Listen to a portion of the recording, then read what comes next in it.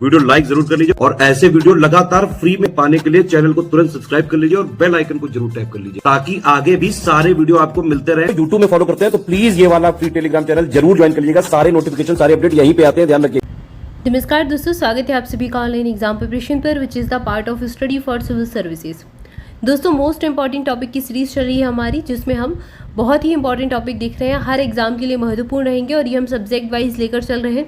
अभी हम ज्योग्राफी के कुछ टॉपिक्स देख रहे थे जिसमें हमने खनिज संसाधन पढ़ा था। आज हम पढ़ने वाले हैं तापीय ऊर्जा और नाभिकीय ऊर्जा। ये दोनों ही टॉपिक बहुत महत्वपूर्ण है, एग्जाम इनसे प्रश्न बनते हैं, इसलिए पूरे वीडियो को ध्यान से देखिए। जो भी चीज़ आपको याद ना हो उसको नोट कर लीजिएगा और बार बार रिवाइज कीजिए ताकि याद हो जाए। तो चलिए शुरुआत करते हैं। तापीय ऊर्जा के बारे में सबसे पहले हम देखेंगे थर्मल पावर। तो ये हमारे भारत में कहाँ कहाँ पर है और क्या इसकी स्थिति है, इसको देखते हैं। भारत में ताप विद्युत उत्पादन के लिए कोयला, खनिज तेल, प्राकृतिक गैस जैसी जीवाश्म ऊर्जा का यूज किया जाता है। राष्ट्रीय ताप विद्युत निगम, जिसको एनटीपीसी कहा जाता है, इसकी स्थापना हुई थी 1975 में। इसकी डेट पूछ ली गई है एग्जाम में, तो याद रखिए 1975 में एनटीपीसी की स्थापना हुई थी, क्योंकि काफ़ी इंपॉर्टेंट है ये। तमिलनाडु में स्थित नेवेली, जिसको कह सकते हैं ताप विद्युत संयंत्र, लिग्नाइट कोयले पर आधारित दक्षिण पूर्व एशिया का प्रथम ताप संयंत्र था। लिग्नाइट टर्शियरी कोयला यानी तृतीयक कोयला है, ठीक है ना। लिग्नाइट टर्शियरी कोयला से संबंधित है और यहाँ पर इसका ये तमिलनाडु की अवस्थिति जरूर याद रखें। एनटीपीसी फरक्का ताप विद्युत केंद्र पश्चिम बंगाल के मुर्शिदाबाद जिले में अवस्थित है। इसे राजमहल कोल फील्ड ECL से कोयला और फरक्का फीडर नहर से जल की प्राप्ति होती है। तो कोयला कहाँ से मिल रहा है, जल कहाँ से मिल रहा है, ये चीज़ थोड़ा सा माइंड कर लें, क्योंकि आजकल जो यूपीपीएससी आयोग है उसका थोड़ा सा पैटर्न चेंज हो गया है। अब थोड़े से अंदर से जाकर फैक्ट, जो डिफ़िकल्ट से वो चीज़ें होती हैं, फैक्चुअल इन्फॉर्मेशन, उसको बहुत पूछने लगा है, क्योंकि कथन वाले प्रश्न आते हैं। 2-3 कथन देंगे, जो सही होगा वो चुनना पड़ेगा। तो ऐसे प्रश्न आ सकते हैं, तो इनको याद रखें कि इसका कोयला कहाँ से आ रहा है, इसकी जल की प्राप्ति कहाँ से हो रही है। Ramagundam super thermal power station Telangana में है और ये कोठागुदम ताप विद्युत केंद्र तेलंगाना राज्य में अवस्थित है। ओबरा ताप विद्युत केंद्र की स्थापना उत्तर प्रदेश में सोनभद्र जिले में रूसी इंजीनियरों के सहयोग से 1971 में की थी। ये आज हमने उत्तर प्रदेश में भी गैस आधारित संक्षिप्त की पढ़ी है, उसमें भी आपको ये मिल जाएगा फैक्ट। तो ये रूसी इंजीनियरों के सहयोग से हुई थी। बोकारो तापीय बिजली घर कोनार बांध के नीचे बोकारो झारखंड में अवस्थित है। गुजरात के जामनगर में अवस्थित बिजली संयंत्र एस्सार पावर से संबंधित है। बिहार के नवीन नगर स्थित बिजली संयंत्र का प्रबंधन भारतीय रेल बिजली कंपनी के अधीन है। भारत के प्रमुख ताप विद्युत संयंत्रों में उकाई ताप विद्युत परियोजना गुजरात की है, पतरालू ताप विद्युत केंद्र झारखंड का है, पैंच ताप विद्युत केंद्र मध्य प्रदेश का है, डाभोल ताप विद्युत केंद्र महाराष्ट्र का है, उतारन ताप विद्युत केंद्र गुजरात में है, रायचूर कर्नाटक में है और बेनक बोरी ये गुजरात में है। उड़ान महाराष्ट्र के रायगढ़ जिले में स्थित गैस आधारित शक्ति परियोजना है, इसको याद रखिए, परियोजना है। अब आइए देखते हैं नाभिकीय ऊर्जा के बारे में। नाभिकीय ऊर्जा के उत्पादन में प्रयुक्त होने वाले महत्वपूर्ण खनिज को क्या कहते हैं, यूरेनियम और थोरियम। ये दो बहुत ही इंपॉर्टेंट खनिज हैं जो कि नाभिकीय ऊर्जा में यूज होते हैं और इनसे प्रश्न बना है एग्जाम में, इसलिए इसको हाईलाइट कर रहे हैं।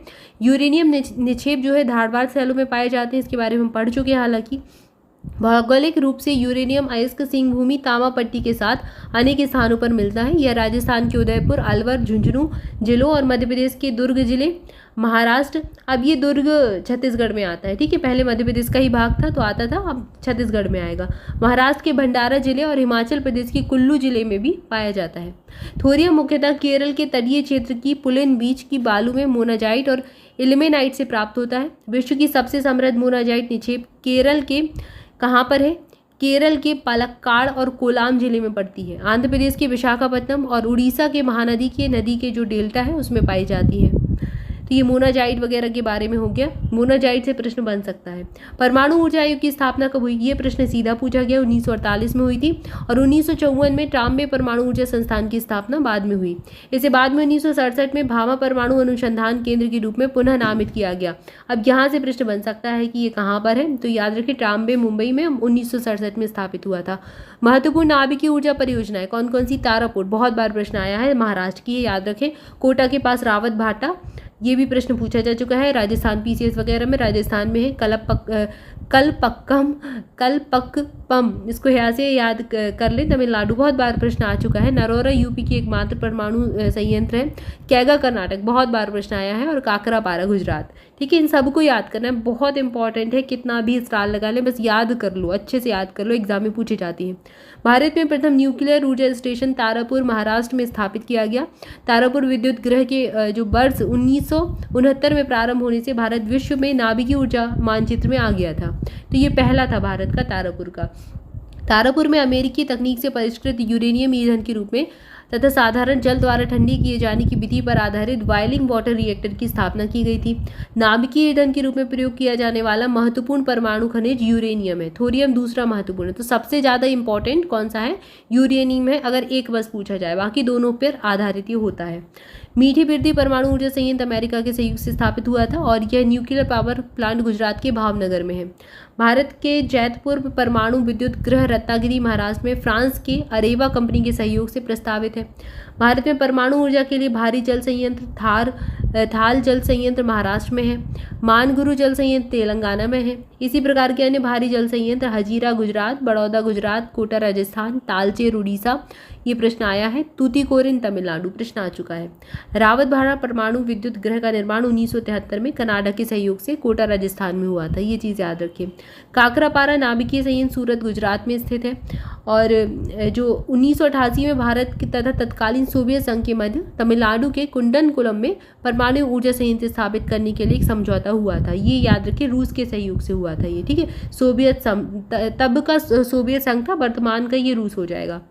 इस पर हस्ताक्षर हुए थे और इसके तहत रूस वर्ष 2002 में भारत के लिए 2 परमाणु रिएक्टरों का निर्माण कर रहा था। कैगा से बना है प्रश्न। आपकी संयंत्र कर्नाटक में है, पहले पढ़ लिया। कर्नाटक राज्य के उत्तर कन्नड़ जिले की कैगा नामक स्थान पर कैगा परमाणु विद्युत संयंत्र की स्थापना की गई थी। तो यहाँ पर हमने नाभिकीय ऊर्जा और तापीय ऊर्जा के बारे में देखा, कुछ और ऊर्जा से संबंधित संक्षिप्त की है जिसको अगले वीडियो में देखेंगे। इस वीडियो में इतना ही। आगे की वीडियो में जुड़े रहे चैनल के साथ। वीडियो को लाइक जरूर कर लें, चैनल को सब्सक्राइब भी कर लें। इसकी प्रीवियस वीडियो देखना चाहते हैं तो चैनल पर मोस्ट इंपॉर्टेंट टॉपिक के नाम से प्लेलिस्ट बनी है जिसको आप फॉलो कर सकते हैं, आपके सभी एग्जाम के लिए महत्वपूर्ण रहेगी। तो जुड़े रहे चैनल के साथ, वीडियो को लाइक जरूर करते हैं। हमारे पेड बैचेस से जुड़ना चाहते हैं तो इन नंबर्स पर कॉल करके जानकारी ले सकते हैं। Study for civil services application पर भी 50% का डिस्काउंट भी मिल रहा है 31 मई तक। तो इसका लाभ आप ले सकते हैं। कोई भी PDF, कोई भी कोर्स आप ले सकते हैं। Study for civil services application के लिए बेनिफिट है। तो एप्लीकेशन की लिंक आपको डिस्क्रिप्शन मिल जाएगी और कूपन कोड आपको अप्लाई करना है ज्ञान सर। ये कूपन कोड अप्लाई करेंगे तभी आपको डिस्काउंट मिलेगा। ज्ञान सर आपको ये ऐसे ही लिखना है, सारे लेटर स्मॉल में है और कोई भी बीच में स्पेस नहीं देना है, बस इस प्रकार से लिख देंगे तो आपको 50% का जो डिस्काउंट है वो अप्लाई हो जाएगा। तो तुरंत जाकर देख लीजिए। Thank you for watching this video. Thank you so much.